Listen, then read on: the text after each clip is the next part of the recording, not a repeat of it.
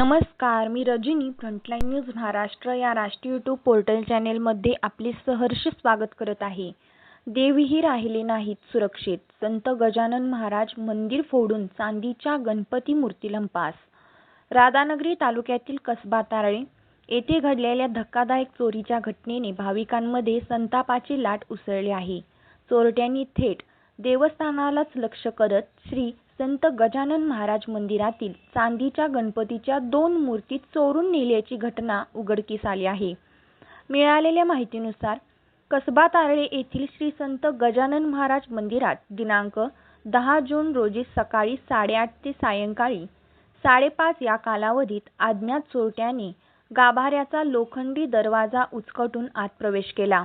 त्यानंतर श्री संत गजानन महाराजांच्या संगमरवरी मूर्तीसमोर ठेवलेल्या चांदीच्या 2 गणपती मूर्ती लंपास केल्या. चोरीस गेलेल्या मूर्तींपैकी एक मूर्ती 150 ग्रॅम वजनाची असून तिची किंमत सुमारे 15,000 रुपये आहे, तर दुसरी 100 ग्रॅम वजनाची असून तिची किंमत 10,000 रुपये आहे.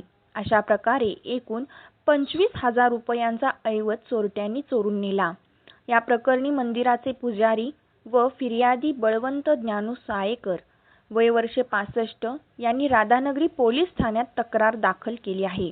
त्यांच्या फिर्यादीवरून अज्ञात चोरट्यांविरुद्ध भारतीय न्याय संहिता BNS कलम 305D व 331(3) अन्वये गुन्हा दाखल करण्यात आला आहे.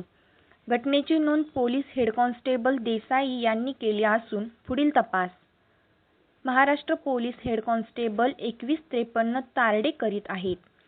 मंदिरे ही श्रद्धेची केंद्रे मानली जातात, मात्र आता चोरट्यांनी देवस्थानांचंच लक्ष्य करण्यास सुरुवात केल्याने नागरिकांमध्ये भीती व संतापाचे वातावरण निर्माण झाले आहे. आरोपींचा लवकरात लवकर शोध घेऊन त्यांच्यावर कठोर कारवाई करावी अशी मागणी भाविकांकडून होत आहे.